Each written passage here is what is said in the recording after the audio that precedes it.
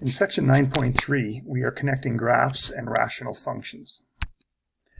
Just as with many other types of equations, rational equations can be solved algebraically or graphically. Solving rational equations algebraically will sometimes result in extraneous roots. For example, an algebraic solution to the equation 8 over x squared minus 16 plus 1 equals 1 over x minus 4 results in two solutions, x equals negative 3 and x equals 4.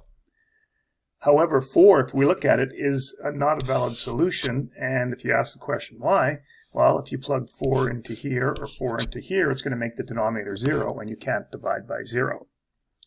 If we were to graph this equation, you would clearly see there's only one solution, which is at x equals negative 3.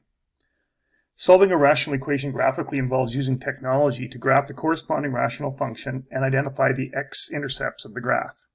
The x-intercepts of the graph of the corresponding function are the roots of the equation. Okay, let's take a look at question or example 1, and we're asked to determine the roots of the rational equation algebraically. Well, first of all, we see that x cannot equal negative 2, and why is that? Because that makes x plus 2 equal 0, and you can't divide by 0. So, let's take a look at our equation.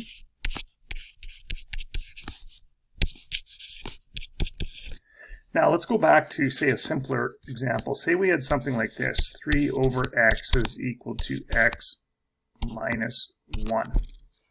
Okay? Well, to solve this equation, you would like to get rid of your denominator, so I could multiply every term by x. And if we did that, I would end up with 3 equals x squared minus x, and then you'd bring the 3 over and try to solve the quadratic equation either by factoring or using the quadratic formula. Now, I just made this a question up, so I'm not even sure if there are solutions to it, but the whole idea of what I was trying to get at was getting rid of your denominator. So in this particular case, my denominator is x plus 2, and it's the only denominator I have. So I'm going to multiply each term by x plus 2. And in doing so, I'm going to multiply these two terms together. So if I distribute the x, I'm going to get x squared plus 2x. In this middle term, the x plus 2's are going to cancel out, and I'm just left with plus 6. Here, I'm going to distribute the negative 5. And 0 times anything is 0.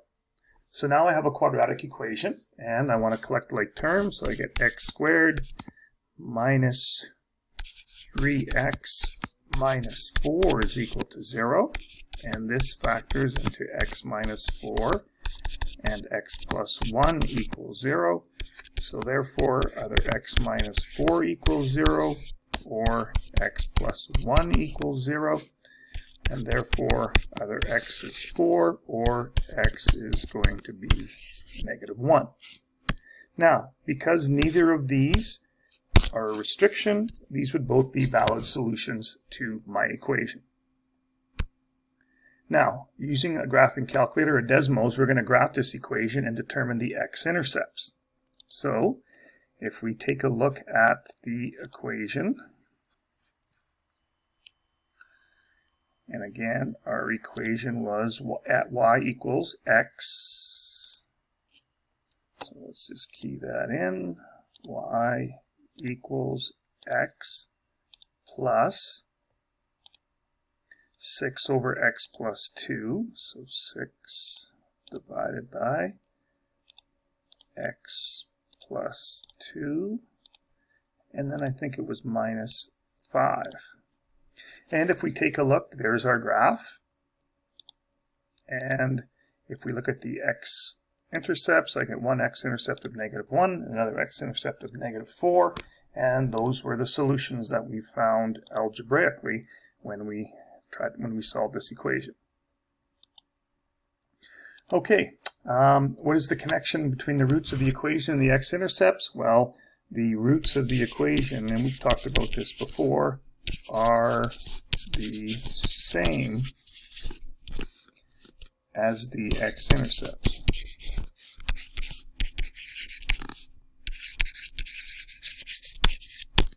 Now you might want to stipulate in here that the x-intercepts on the graph are only going to be the valid roots of the equation when you solve it algebraically. Okay, let's take a look at this one. We want to determine the roots of the equation 14 over x minus x plus 5 equals 0. And first of all, we realize that x cannot equal 0. This time I'm going to multiply everything through by x. So I'll multiply this term by x, this term by x, this term by x, and the 0 by x.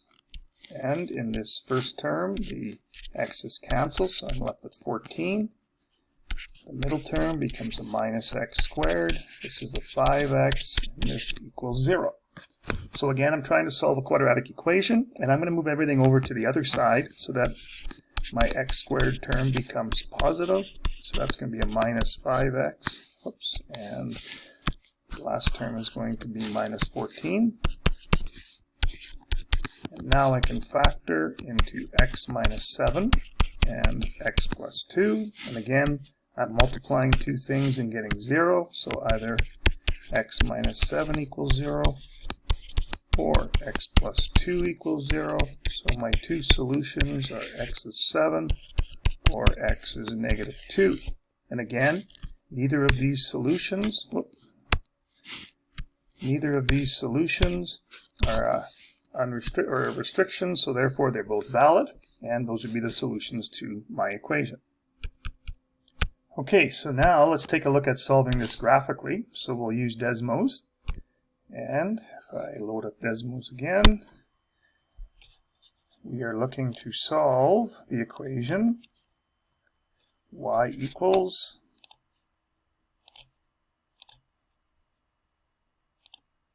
(14 over x), so 14 divided by x minus x plus, 14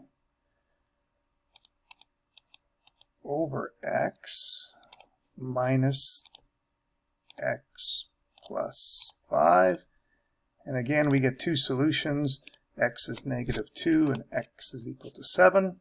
So that verifies what we did algebraically, that our two answers are negative 2 and 7. Okay, let's take a look at this equation. This one they want us to solve graphically and express your answer to the nearest hundredth. Now we're going to use our graphing calculator this time. And to do this, I am going to rewrite this equation in the form y equals, I'm going to leave the right-hand side as is. And then I'm going to subtract 2 and add the 3x over 2. So I'm going to set it all to y, and then my x-intercepts would be my solution. So I did punch that into my graphing calculator. You can see the equation there. And here are my two solutions. Now if we look at the question, they wanted us to express our answer to the nearest hundredth. So we will have to find the zeros. So menu, we want to analyze this graph, and we want to find a 0. And so now I move my cursor to the left of the 0 and I hit enter. Move it to the right of the 0 and hit enter. So my first x-intercept is 1.14. So x is equal to 1.14 would be one solution. And my second one, again, I would go menu. I want to analyze the graph and find a 0, and I'll go to the left of this 0, then to the right, and that solution is negative 3.34. So x equals negative 3.34, and those are my two solutions that I have for this equation.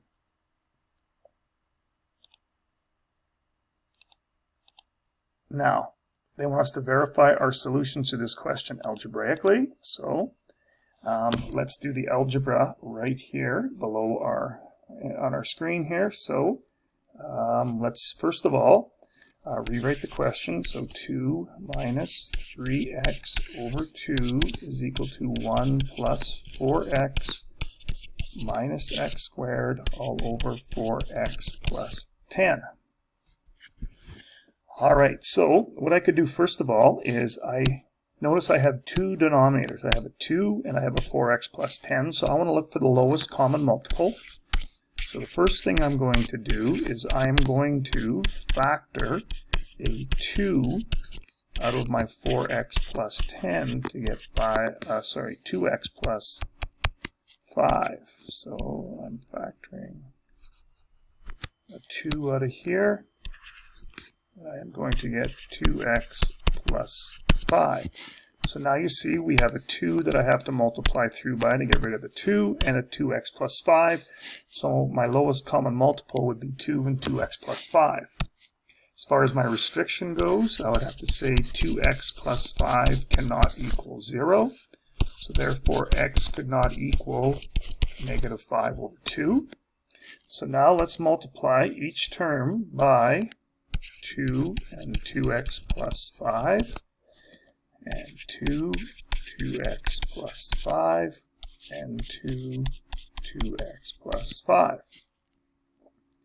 So by doing that, I get 2 times this 2 is going to be 4 times 2x plus 5. And this term, the 2's cancel, so I'm left with negative 3x times 2x plus 5.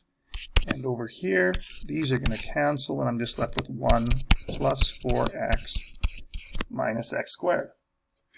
So now I have to do a little bit of algebra, so I'm going to distribute to get 8x plus 20 minus 6x squared minus 15x is equal to 1 plus 4x minus x squared. So now in solving this quadratic equation, I want to take everything over to one side and make it equal 0. So I'm going to move everything to the right so that my squared term is positive. So if I add 6 to negative 1, I'm going to get 5x squareds. Here I have 8, take away 15 is negative 7x. And if I add that to 4, I'm going to get 11x. And I have 1, and if I subtract 20, I am going to get negative 19. So now, let's go to the next page. So 5x squared plus 11x minus 19. And again, to solve this, I'm going to use the quadratic formula. And if you don't remember that, remember it is negative b plus or minus the square root of b squared minus 4ac all over 2 times a. And this is my a term, this is my b term, and this is my c term. So x is going to be negative 11 plus or minus 11 squared minus 4 times 5 times negative 19 all over 2 times 5. And if we do the algebra here, I'm going to get negative 11 plus or minus 121. And if I multiply negative 4 times 5, that's negative 20 times negative 19. That will give me positive 380. And this is all over 10. So x is going to be negative 11 plus or minus 121 plus 380 is 501. And if I square root that, I'm going to get 22.38 all over 10. So x is going to be negative 11 plus 22.38 over 10, or x will be negative 11 minus 22.38 over 10. And if I do the first one, negative 11 plus 22.38 divided by 10, I get 1.14. And if I do the second one, negative 11 minus 22.38 divided by 10, I'll get negative 3.34. And those are the two answers I got when I used my graphing calculator.